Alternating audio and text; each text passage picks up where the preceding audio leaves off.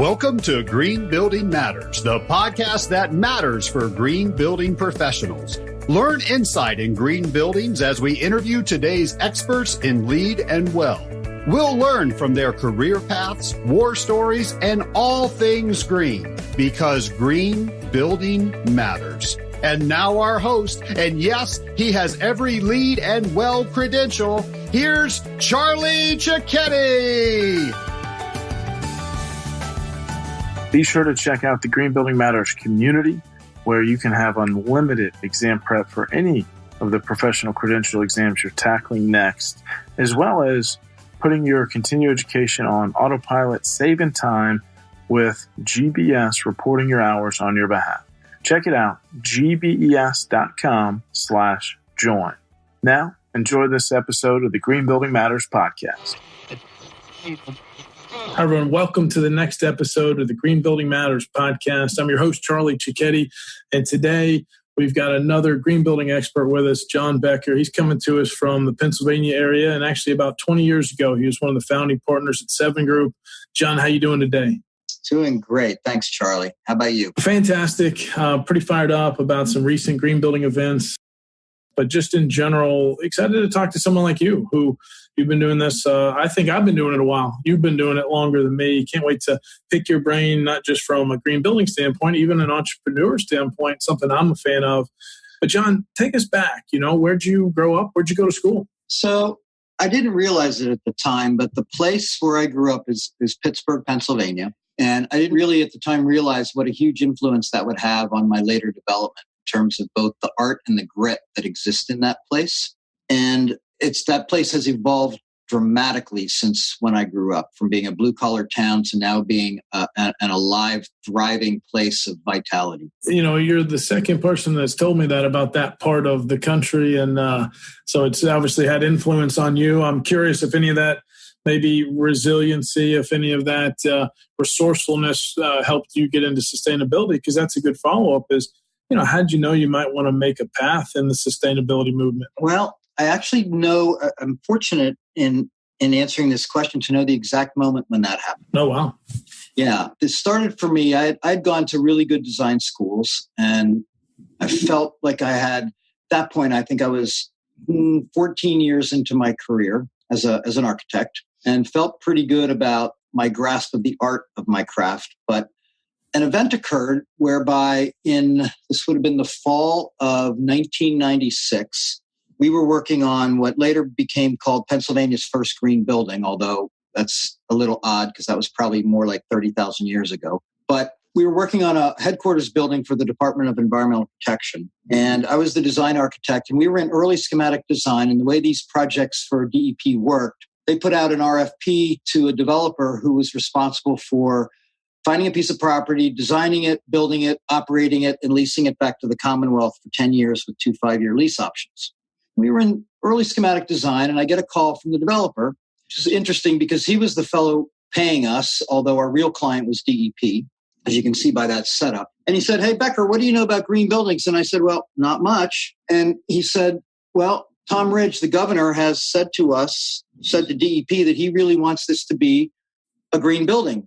And so we have a meeting scheduled for Friday, and some folks from Carnegie Mellon's Center for Building Performance and Diagnostics, a particular fellow named Steve Lee, who was one of my early mentors in this work, but I had known him a little bit already because I used to teach design at Carnegie Mellon in the mid-'80s, who was going to come that day and teach us initially about what green buildings are. And the fellow who had set this up was a guy by the name of Alan Barrick, who worked for the Heinz Endowments in Pittsburgh, who was bringing the money to the table to pay for the day. And so we went through this whole day, and that was on a Friday. Well, Saturday morning at about 8 o'clock in the morning, my phone rings, and it's this guy, Alan Barrick. And to this day, I have no idea how he found my home phone number. But I'll never forget this. 2 hours later, I'm still standing there in my robe, completing this call, hung up the phone, and I looked at my wife, Lisa, and I said, my life just changed. She said, "Really?" And I said, "Yeah."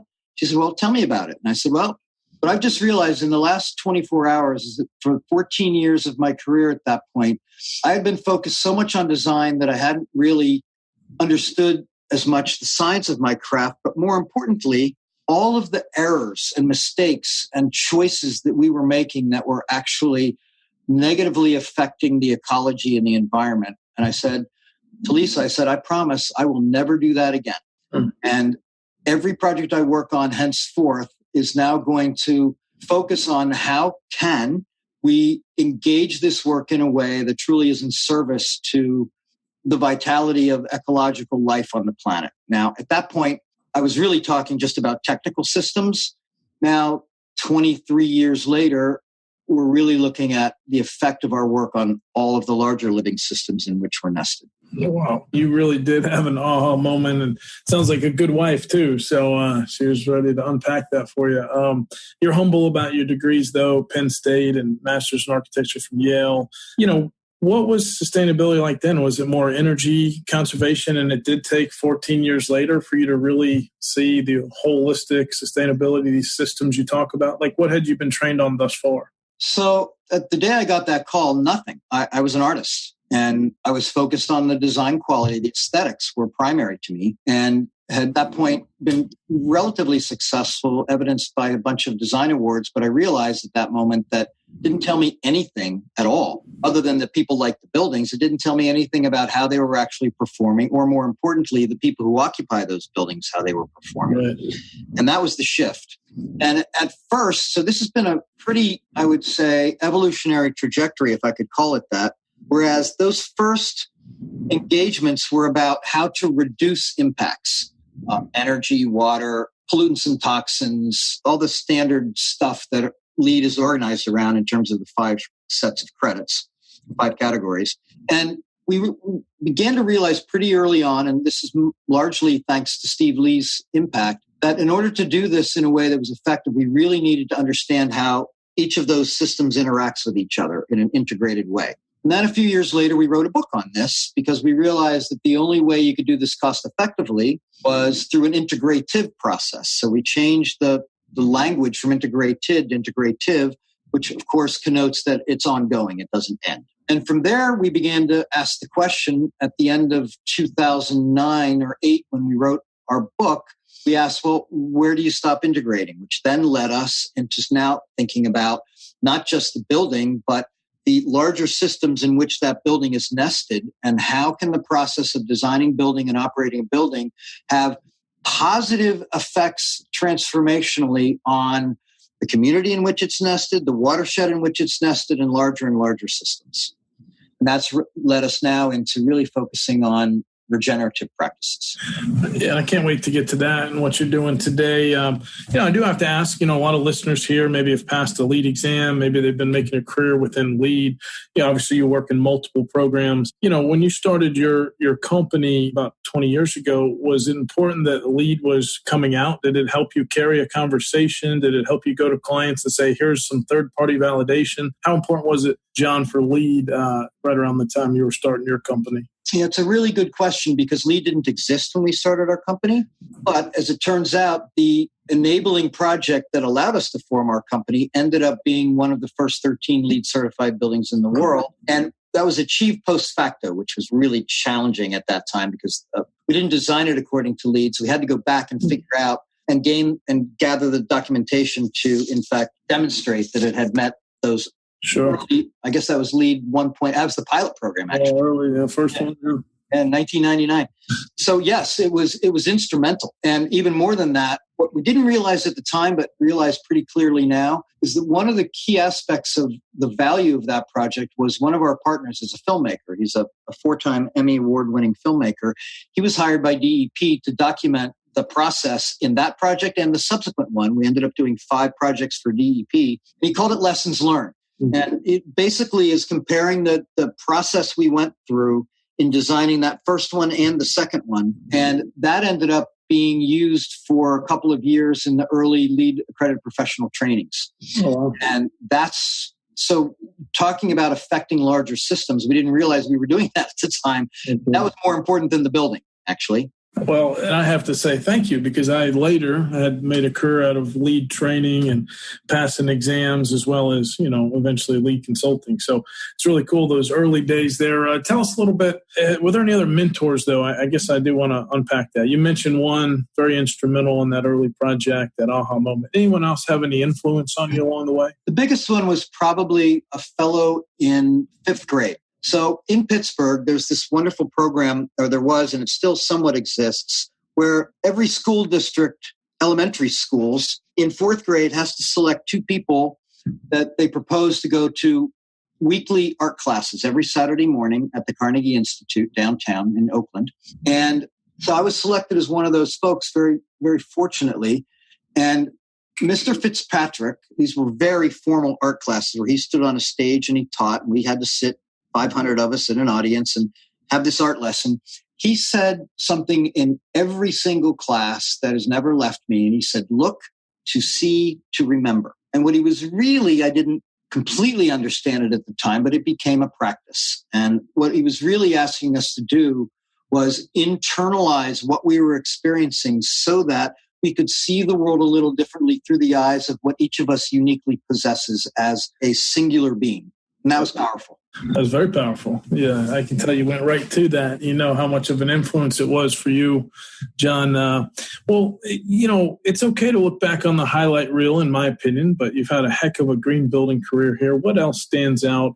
Any other cool projects, cool accomplishment? What stands out? What's on the highlight reel? Well, writing the book was a pretty big highlight, although it was some of the hardest work I've ever done, and I probably will never agree to do it again. I spent the year that we wrote that book, Bill Reed and I spent 14 3-day weekends together trying to come up with how we were thinking about it. And that's not as important, and neither is the book, actually. What the book actually helped us do was think a whole lot more clearly about what it was we were trying to accomplish. So the real, I think, value of that book was helping us clarify how we wanted to work and then share that with others. Congratulations on that. And we'll link to the book in the podcast show notes.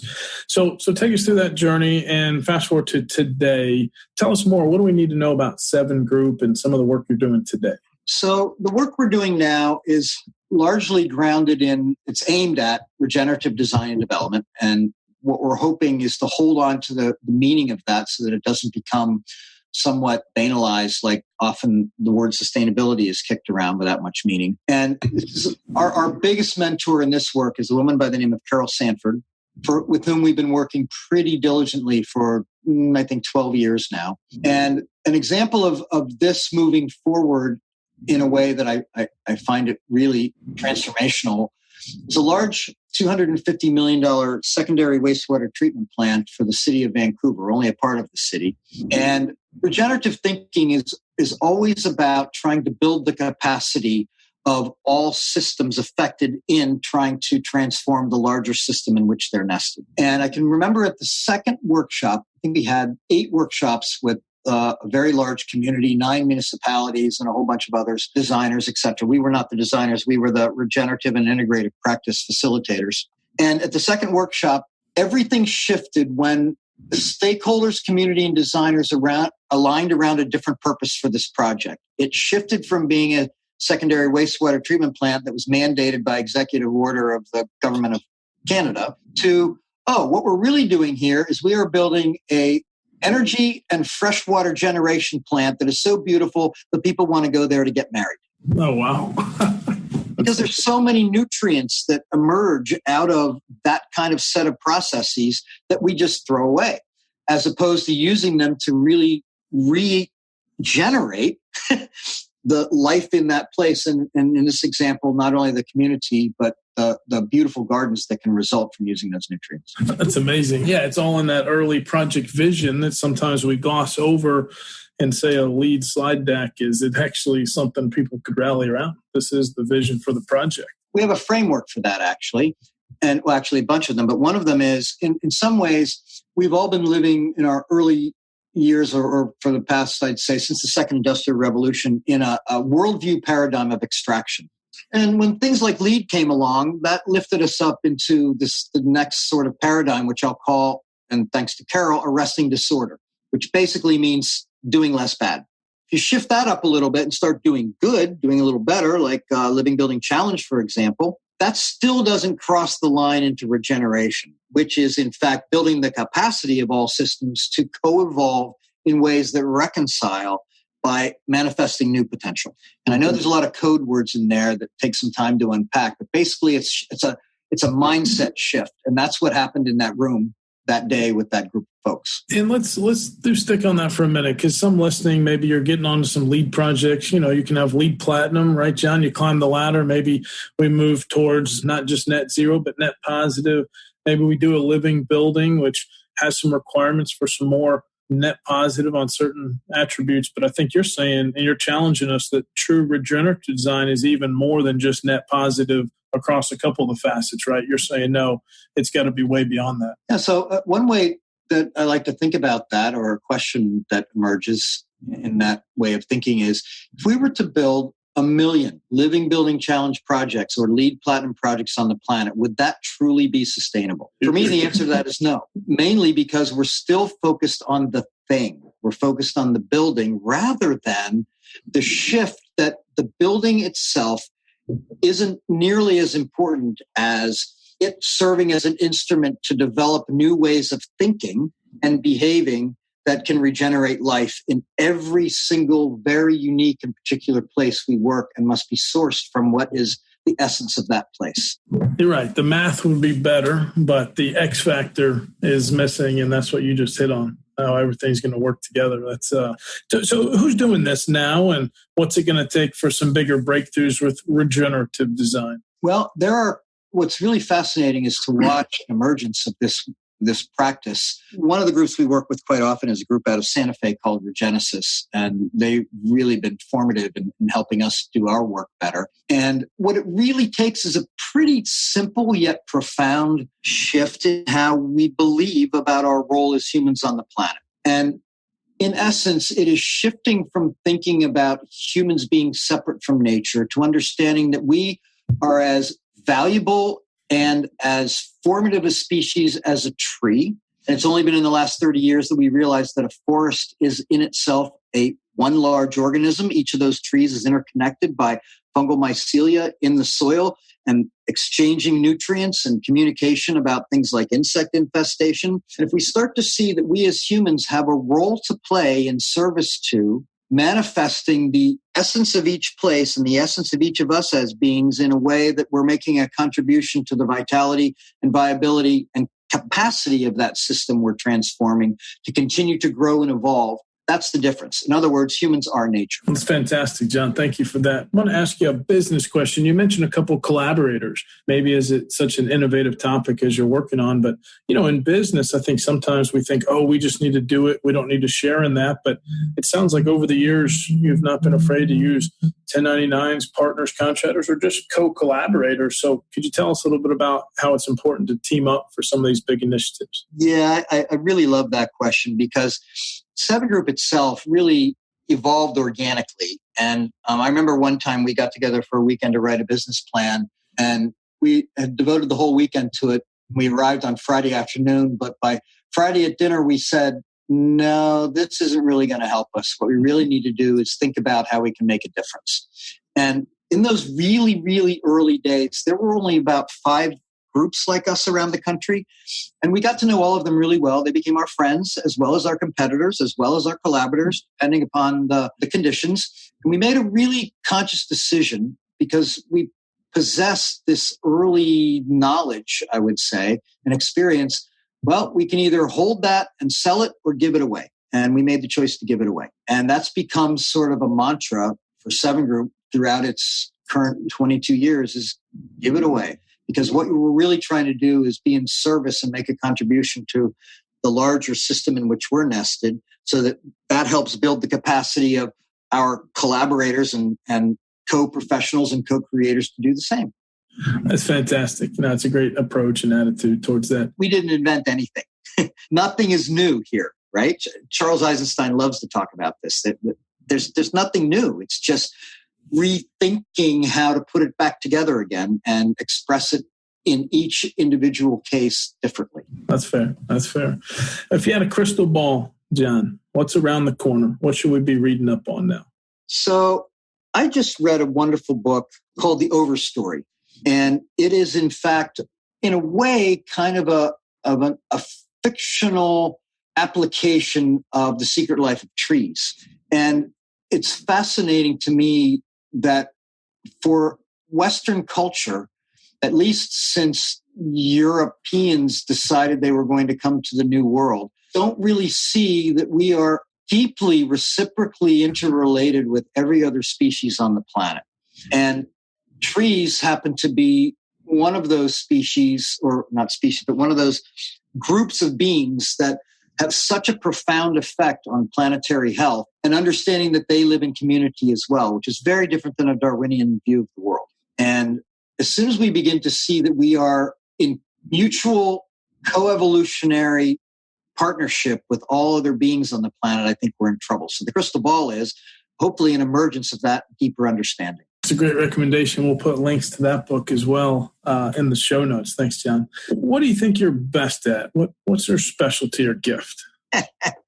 Well, my partners tell me it's asking questions. So to me, finding the question that will be in service to helping any group evolve and elevate their thinking is way more important to me than giving an answer. And so I think that what I'm best at is asking questions. I love it. There's someone that I consider a mentor that's all about life's about asking the right questions. So I'm sure you're a great question asker. You've already asked me a couple on this podcast, and I appreciate it. Do you have any routines or rituals, any good habits that help you stay on point, stay successful?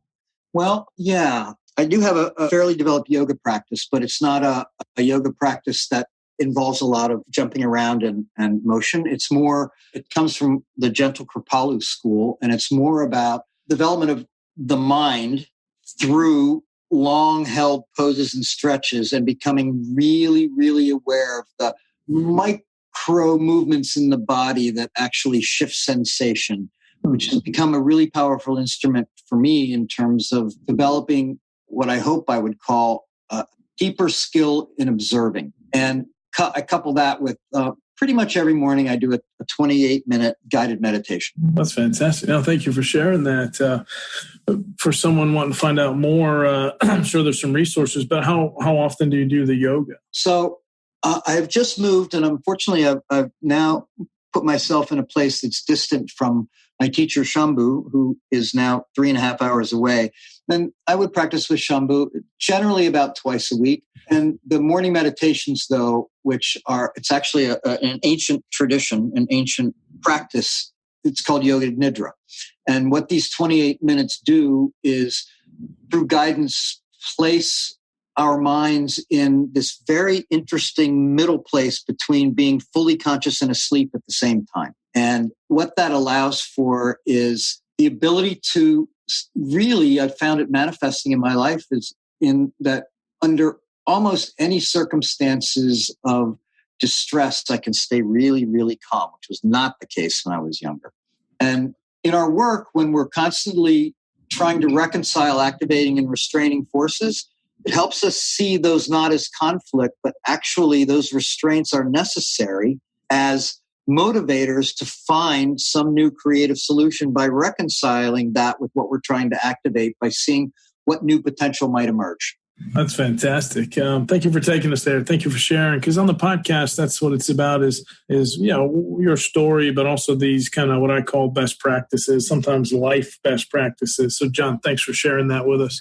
As we get to know each other more, I'm a fan of the bucket list. There are one or two things you could share that might be on your bucket list. Ooh, that's a good one. So, Lisa and I, my wife, have lived for the past 22 years on a 30-acre farm in central Pennsylvania. And it wasn't an actual operating farm. It was more a gentleman's farm. We had chickens and cows, but their real purpose was to build healthy soil on the land where no human had been an active participant in that for probably 250 years. And we were going to start doing prescribed burns annually, like the indigenous peoples in the area did, that really built and managed the Great Eastern Forest for thousands of years.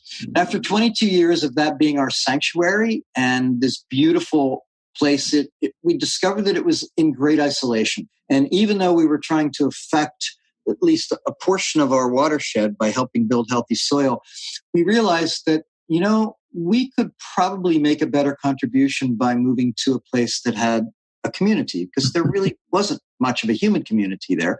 So we moved down to a village, a small town. And on my bucket list is to develop relationships in this town that can really help build the capacity of the community to continually evolve the life in this place in a way that also could influence other towns to do the same. That's very intentional. Good for you. That's great. I can't take credit for it. It was my wife's idea, and I wasn't having it 2 years ago. Well, here you are now, yeah. Any, you said no more books maybe, but any other travel? Have you been able to travel over the years? Any other adventure? Well, that's another one of maybe my bucket lists. Been really fortunate to have made somewhere on the order of low 30s trips to Italy. And part of that was in teaching architectural design at local colleges and universities. I would take a group of students, I think I'd done this maybe 15 times, to Italy in a 10-day trip, Venice, Florence, Rome, the classic sort of 3 cities. And it's a place that I dearly, dearly love. And part of it has to do with, in the smaller hill towns throughout, for example, Tuscany, when you're sitting and having a meal, you can look out across the landscape and you can see exactly where all of your food and the wine you're drinking was produced and came from. So you are actually eating the place, which is unbelievably powerful, because every little town you go to, those folks will tell you the same thing. We have the best wine. We have the best pasta. We have the best cheese, on and on. And what we've discovered is they are all correct. That's really neat. Talk about a good circular economy to go to for some tourism too. That sounds like a lot of fun. Yeah, so I want to go find a bunch more of those little towns that I haven't been to. Find them, plot them out. This is great. Great conversation here. Let's talk about books. You mentioned Overstory, which I'm going to link to, because believe it or not, there's 2 people in a row that have said that's had a profound impact on them. So I'm going to get that book. Any other books, though, John, you'd recommend? So 2 that are very different in their approach. One is a book by Carol Sanford, who is one of my more prominent mentors. She's written 4 books now, and whereby our instrument for making these kinds of regenerative transformations is through the built environment. Hers is through business. And what she believes is that if business becomes focused on being in service to developing the capacity of their customers to go out into the world and do what it is they really care about, then that can be transformational. And that there's a whole reciprocity in that system. Of course, there's a framework for it. And her first book in this series is called The Responsible Business. But you could easily change that to The Responsible Entity, and it would still be, I think, germane and useful.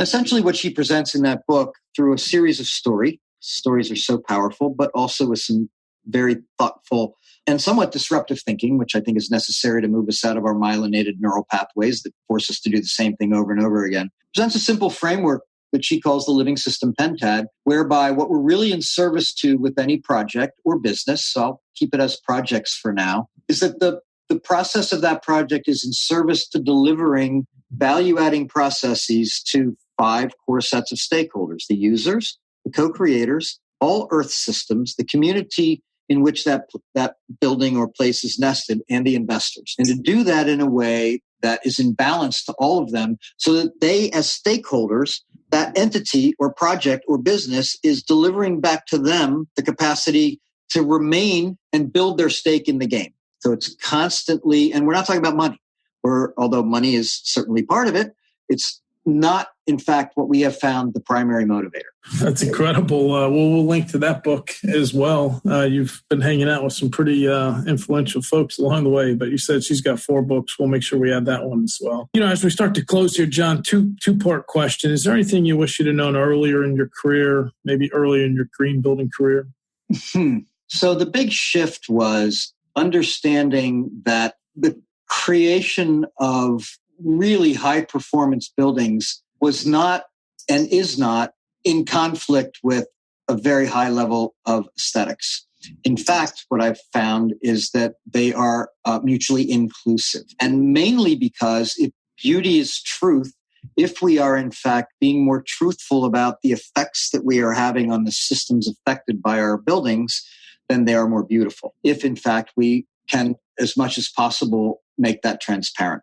So the idea that technology is the answer, I wish someone would have said to me earlier, no, what we're really working on is people. And what we're really being in service to is developing the capacity of people to think in a different paradigm, because we already have the technology that can solve most of our ecological imperatives. That's my belief anyway. Great advice there. Some listening are just now jumping into the green building movement. Any final words of encouragement for them? Well, I'm actually loath to give advice. I think maybe I should ask a question instead. And the question might be, what is it that you need to develop so that you can express your unique voice and think bigger about the contribution you're being called to make? I love it. And we can close on that. John, thank you for being on the Green Building Matters podcast. You're one of the early ones. Heck of a career here. And I really appreciate your time today. Thanks, Charlie. It was fun. Hopefully it was helpful to folks. I just want to say thank you to our loyal listeners. We actually are celebrating over 1 year here on the Green Building Matters podcast. Me and the entire team were stoked and just so glad you continue to listen every Wednesday morning to a new interview with a green building professional here in this industry, or just some pro tips that we want to make sure that you are getting straight from us, straight to you. Thank you for listening to this episode of the Green Building Matters podcast. At gbes.com, our mission is to advance the green building movement through best-in-class education and encouragement. Remember, you can go to gbes.com/podcast for any notes and links that we mentioned in today's episode. And you can actually see the other episodes that have already been recorded with our amazing guests. Please tell your friends about this podcast. Tell your colleagues. And if you really enjoyed it, leave a positive review on iTunes. Thank you so much, and we'll see you on next week's episode.